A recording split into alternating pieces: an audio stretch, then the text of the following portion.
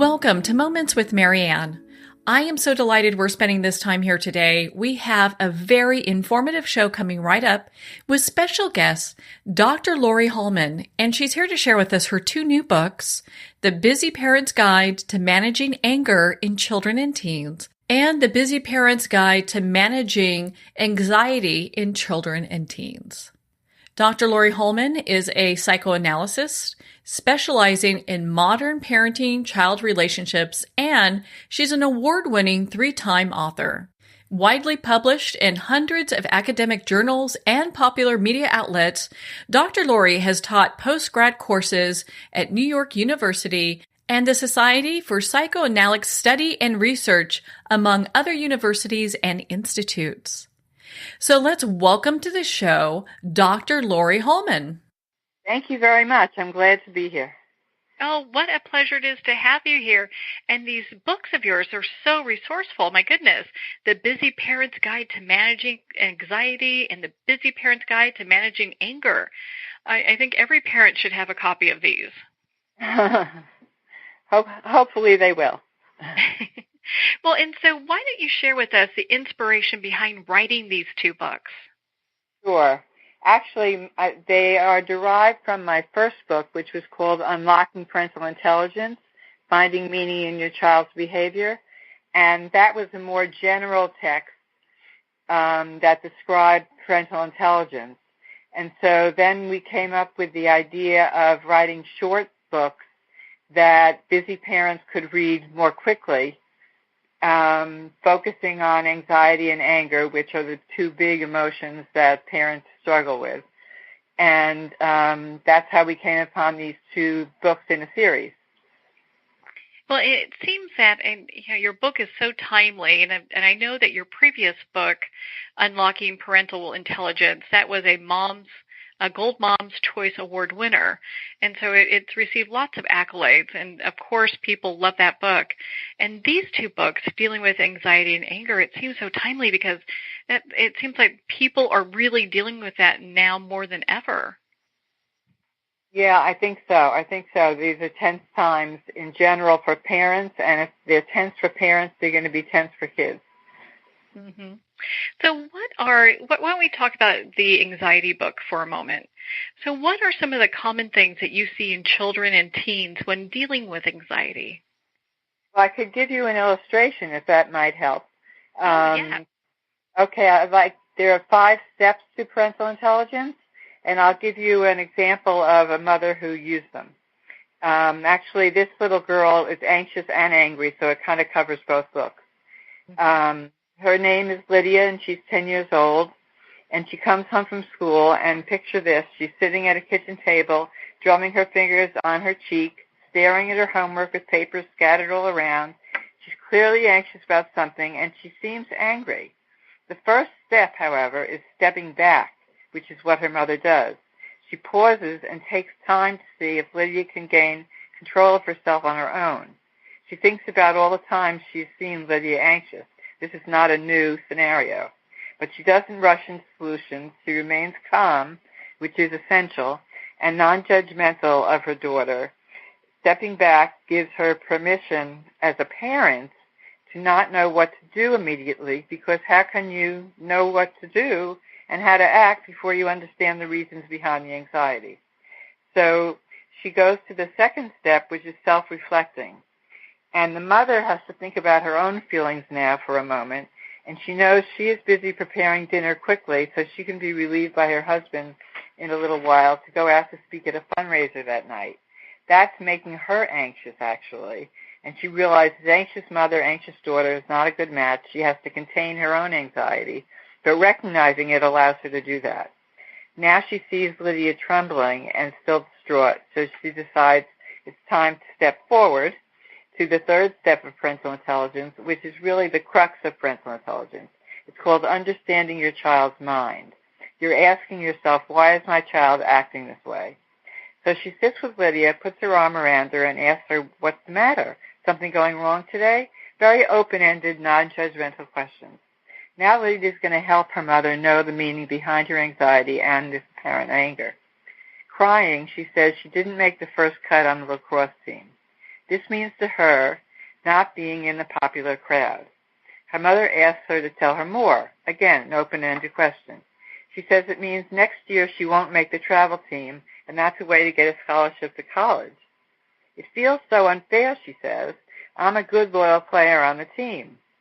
Now her mother sees the meaning behind this anxiety and anger. She sees the social anxiety as part of the feeling she has about not getting on the team, first off, because to her that meant not being part of the popular kids. But she has another big erroneous conclusion, which is a worry about college. And developmentally, this is at least 7 years away.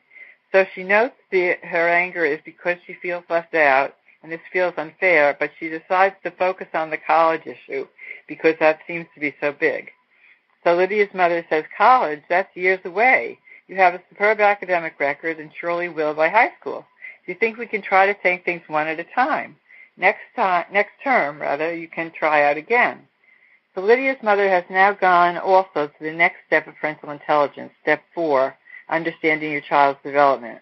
She sees her daughter as a worry wart about the future, far beyond what a girl her age should be worried about. But it shows the competition and for achievement in athletics that exists today. So when Lydia is given her mother's reasonable perspective, she stops crying, hugs her mother, and says, I don't feel dizzy anymore. My chest stopped pounding. I thought I'd never feel better. With that, her mother knew that Lydia was actually on her way to a full-blown panic attack, which was stopped when her mother understood her mindset and gave her a new perspective. So now step 5, problem solving, was underway. The two decided she'd try again next term, and she settled down to do her homework. Her mother postponed talking about the social anxiety to another calmer time when they both would have actually more time. Her mother was greatly relieved because if she had not used her parental intelligence, when she began to leave for the fundraiser, Lydia's separation anxiety would be triggered. So in about 15 minutes, Lydia was calm, her mother felt relieved, and parental intelligence had averted a big, anxious, and angry crisis. What a great example of being able to use all those steps. And I love how it illustrates how important, stepping back is, self-reflection. And why don't we expand on that a little bit more? When we talk about stepping back, why do we do that? Okay. Usually it's a little counterintuitive for some parents who feel they have to give immediate consequences for actions. This is saying the opposite. You can't give an immediate consequence because you don't understand it yet. That's what parental intelligence is about, finding meaning in your child's behavior. So you become reflective, not reactive. And you just slow down. And it's so relieving for parents to realize they don't have to meet other parents' expectations and come up with some fast, magical solution right away. And when the child sees the parent calm down, they start to calm down. And that helps an anxious child or an angry child right off the bat. Okay. Well, and sometimes if we have an anxious or angry parent, are the children picking up on that and kind of mirroring those Yes, those symptoms? Absolutely. That's why, in Lydia's example, her mother was wise enough to realize that her own anxiety about speaking at a fundraiser had to be put on the back burner. She couldn't let that appear because her daughter was kind of contagious. If her daughter saw her mother was anxious about something, that would only increase her own anxiety. Well, and for children that have panic attacks, how could parents use your books to help them with that? Okay. Now, a panic attack usually doesn't occur in kids until about puberty. It does happen infrequently with lesser ages, but it's not as common. But again, the same rules apply, and that's why this 5 steps is helpful, because you always have something structured you can lean back on to use when a child is having a panic attack. Now, Lydia started to have a panic attack, but her mother slowed it down, because when she said she was getting dizzy and her chest was pounding, those are examples of a panic attack. So the best thing to do is, again, remain calm. You don't have to jump in right away, But you do want to tell a child if she's really aware, if the child has panic attacks often, they're aware of them. They know what they're into, so to speak.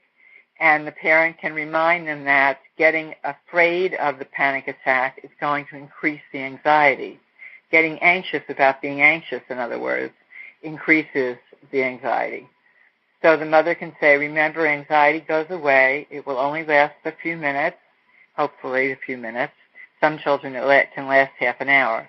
But if you warn them that they're having an anxiety attack and that they should breathe nice and slowly and that the anxiety is just a feeling, they're not sick, they're not crazy, these are the things that the kids worry about, then it sort of slows the process down. Mm-hmm. Kind of helps them get to a place where they're able to breathe and the parents are able to guide them through. Well, Yes. There are some specific things that the parent can do if the child is kind of resilient enough to do them. If you cover your nose and your mouth with a paper bag, if it's handy, or just with your cupping your hands, you balance the carbon dioxide and the oxygen, and that lowers the emotional temperature and slows down the panic attack.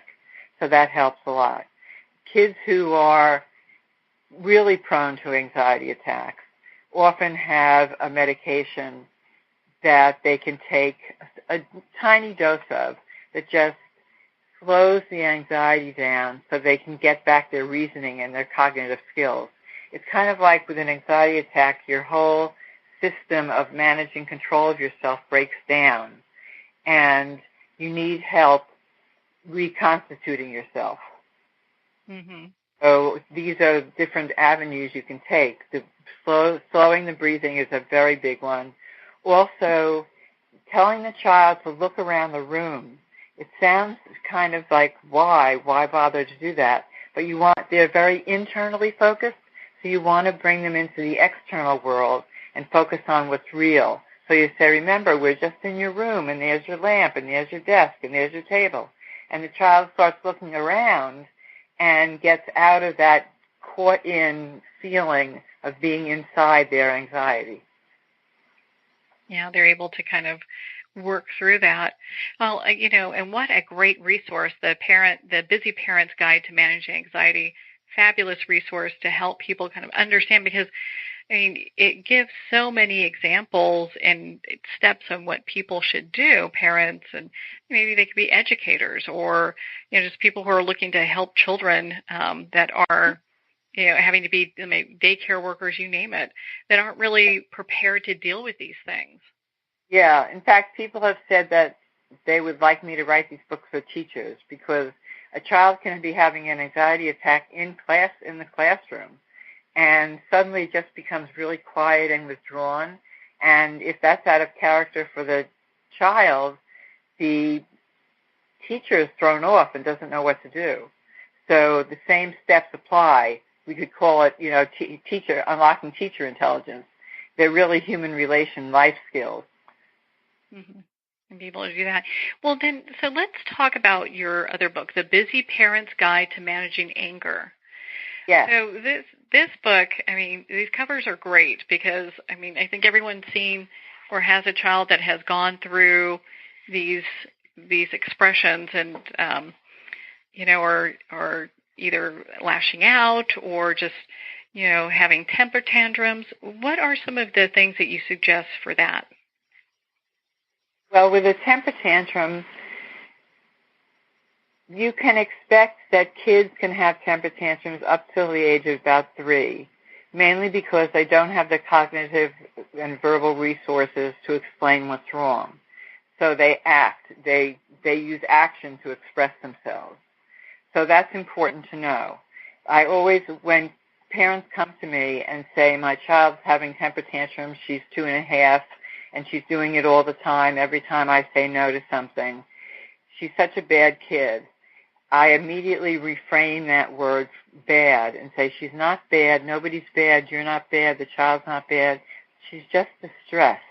And she doesn't know how to express the distress, so her body takes over and it's like a breakdown in the body.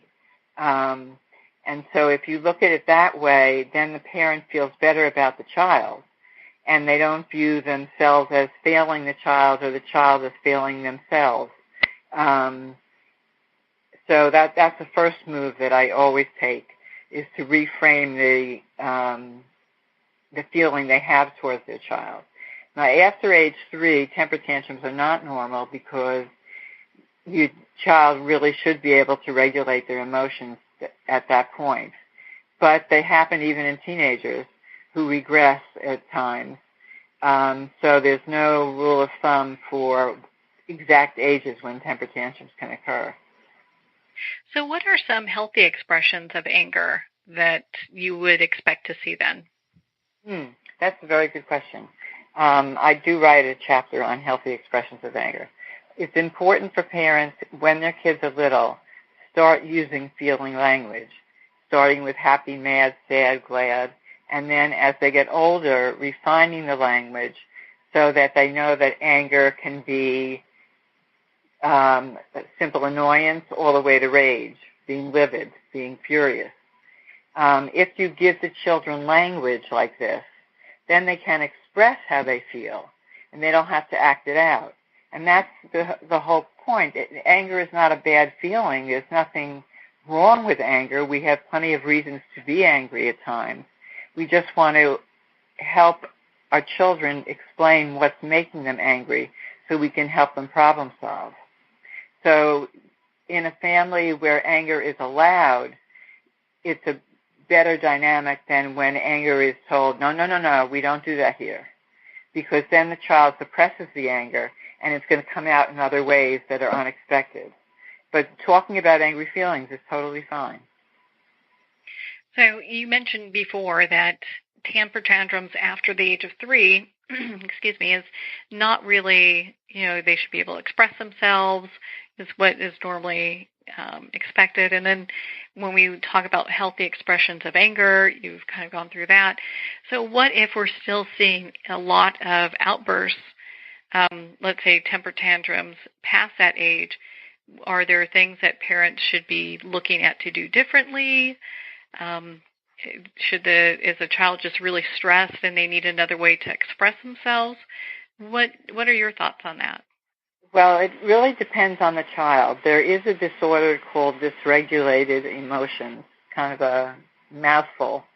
But these are children who have not incorporated limits somehow. Either their parents didn't know how, or they are prone to aggression, and they do not know how to slow themselves down to express themselves. With kids like this, it's very important that they learn critical skills. And what I try to explain to parents is it's not that your child is willful, it's that your child is not skillful. There are critical thinking skills that your child has a deficit in. One major one would be impulse control. So that child has trouble tolerating frustration, disappointment, disillusionment.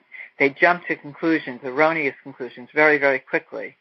So you want to put them into a thinking mode instead of an acting mode. So it's important to talk to the child about the process, not only the problem at hand, and tell them, you're getting out of control, let me help you.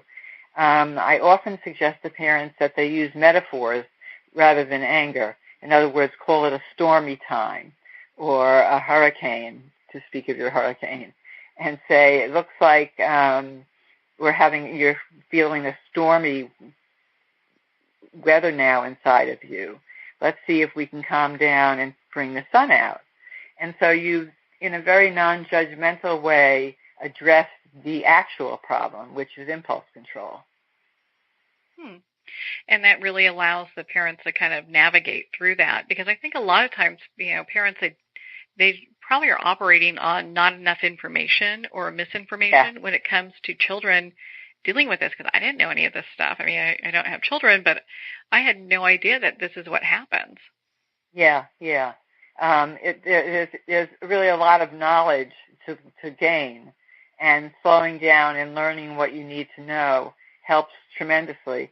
And when the child sees that you're using your thinking abilities, they are going to model that and eventually learn they should be thinking, not acting. And that's what you want. You know, in nursery school, you often hear nursery school teachers say, now use your words, and that's exactly what we're talking about. We want it to be verbal, not physical. And this goes for teenagers, too. You know, it's a very competitive world right now with colleges. Kids are very ambitious. Their parents are very ambitious for them. And this is the season when they're filling out all these applications. And then in the spring, they get their acceptances or rejections through emails. And it's really very frightening for kids that on that email day. And some of them have real meltdowns when they don't get into the colleges they wanted or don't get into any colleges. That actually happens sometimes. So the parents need to be prepared for the tumultuous kind of experience that college acceptances have for kids. Well, I think it's so important to have this information out there so parents kind of know where to go from point A and what's normal and what's expected. So what if we have children that, you know, their favorite word is they say no. It's like no, no, no, no, no, no, no. What are some thoughts around that? Okay. First, let's look at the toddler who says no, because that's when it first starts to happen. And instead of interpreting it as a defiant act, which it's not, it's really a growth-promoting act. To say no means to say, I have a mind of my own. I'm separate from you, Mommy. I can think one thing and you can think another. And that's tremendous that a child can learn to say no. You should really say to yourself, wow, I'm impressed. He said no to me. He knows he has a different thought than I do. That's a really differentiated, that's what the word is, child, who is getting emotionally separate from the parents. So saying no is a very positive experience. Kids who never say no are in trouble. They're not developing their autonomy. And then it recurs around puberty and early adolescence when the kids are separating again, only now they're separating and moving into their peer world. And they're going to say no. And again, it's not this heavy rebelliousness that parents think teenagers are going through. It's really a working towards an identity that has independence. So it's a positive thing. And if you can look at it that way, instead of looking at it as defiance and rebellion, you will be able to problem solve with your child and do the 5 steps and figure out what is it about saying no that bothers them so much? When they hear a no or when they say a no, what's the meaning behind their no? Don't just take it at face value, oh yes, and start arguing. Find out what it means. What is it about? Why are they saying no? Mm-hmm. What's behind all of that? Well, and I know in your book you talk about, you know, when children are having, you know, like interpersonal issues and there's anger surrounding that. You know, what are some of the things that first parents can identify what's going on, what's really going on with their kids, and then how can they help their children get through that? Well, this is going to happen at different stages. In elementary school is the beginning of when kids focus more on their peers rather than at home, and hopefully that is what they do. If they're too centered on an attachment to their parent, that's not healthy. You want them to be interested in school, in peer life, in companions, in buddies, and that kind of thing. The same thing when they're adolescents, you even more want them to have a social life and to view that as a positive thing that parents recognize. You know, parents affirm it. They are saying, this is great that you have friends. And they do what they can for it. Social anxiety is very common, though, and anger at feeling rejected is very common. And sometimes it kind of is like a whirlwind. It envelops the child. That's all they can think of. They might have 10 friends that they're close with, but one in particular rejects them, and they feel like they're a failure, they're a reject, they're a wimp. these are the words you hear the kids say. And it's important for the parents to give them perspective and normalize this, so you don't get along with gossipy so-and-so. But remember that Lara invited you over to a sleepover Saturday night. So you give them a sense of balance. Well, I think that would be so important, especially when we look at today with kids with social media and how much gossip goes on there. Just to be able to regulate that must be really difficult. It really is difficult in some communities. It has a geographic base somehow. I know that some kids in some schools don't seem to be troubled by it, and there are other schools that bullying actually occurs on Facebook. And it's very difficult for the child because it's so out of your control. You're so helpless to do anything about it. Because if you respond, you're just egging the person on. If you don't respond, you're better off, but you need a parent who's going to console you and let you know that just because someone called you a name or said you did something doesn't make it true. I always say to little kids, just because if I call you a porcupine, are you one? No, and they laugh and they giggle and they understand. The same thing is true when older kids, just because that person wrote this make-believe thing on Facebook doesn't mean it's true, and everybody knows that. There's this whole struggle now with what's fact and what's fiction, and kids are envious of each other, and they say horrible things about each other, and they really need parents who are solid, who will intervene if it's a school-wide problem, and even, depending on the age of the child, intervene by calling the parents.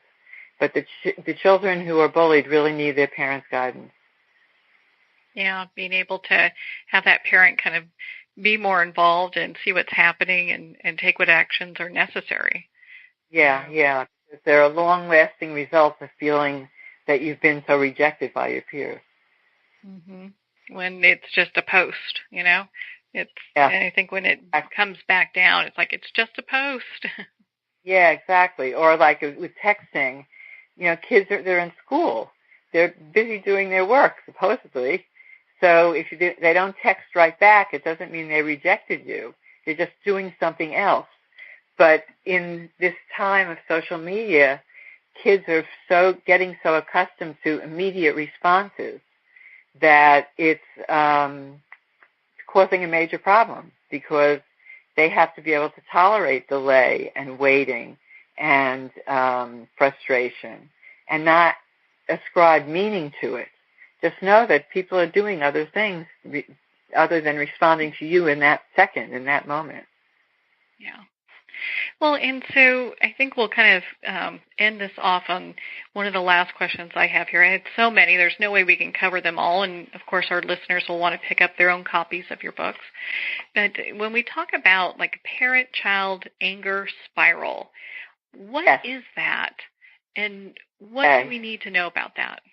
Okay. The basic principle is do not yell at a yelling child. Mm-hmm. Because if your anger matches their anger or is even worse, then, like I said before, there's a contagious quality to it, and everything escalates, and suddenly you have this huge, unsettling emotion surrounding the family. And there are very aggressive families out there with lots of kids, and it's very important that the parent be the model of the calm, thinking, reasoning individual.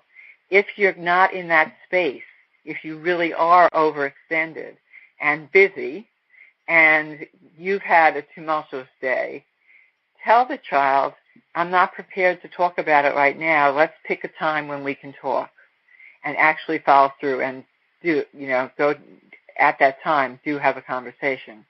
But if the parent is feeling out of control, it's not a time to try to help a child who's out of control. That's such great advice, my goodness. Well, so Dr. Laurie, where can people connect with you and be part of your community and learn more about your books and all the great advice that you have? Well, they're welcome to my website, which is very easy. It's Laurie, Laurie, Hollman, Hollman, PhD.com. And if you go there, you'll see a contact button that you can press, and that will allow you to send me a web message. And I get them now and then with questions and comments, and I often give my phone number, and we talk on the phone. But I'm very happy to receive that. There's also a lot of information about the books and endorsements of the books, so you can see what other people have felt about them. I also have a publication section. I've written really hundreds of articles for parents, and there's a way that you can click on the read button, and you'll get the article that'll pop right up, and you can read it. So all of those advantages go to that website. You're more than welcome to use it. Oh, well, I found that you had lots of great information there for parents, caregivers, teachers. I'm not surprised that they want you to do a specific book for each category there, but these books were fabulous. And Dr. Laurie, thank you so much for taking the time to be on the show with us here today.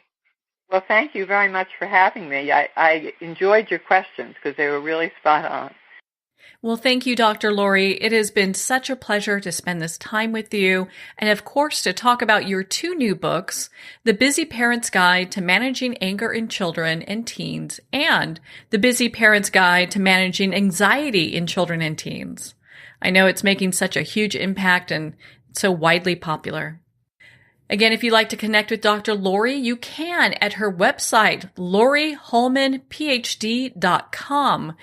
Make sure to check out her website, be part of her community, and learn more about these two books and how they can not only be the perfect gift for this holiday season, but help change the lives of those around us. Well, we're at the end of our time today. I would like to thank everyone for tuning in. You've been listening to Moments with Marianne. And remember, make every moment count.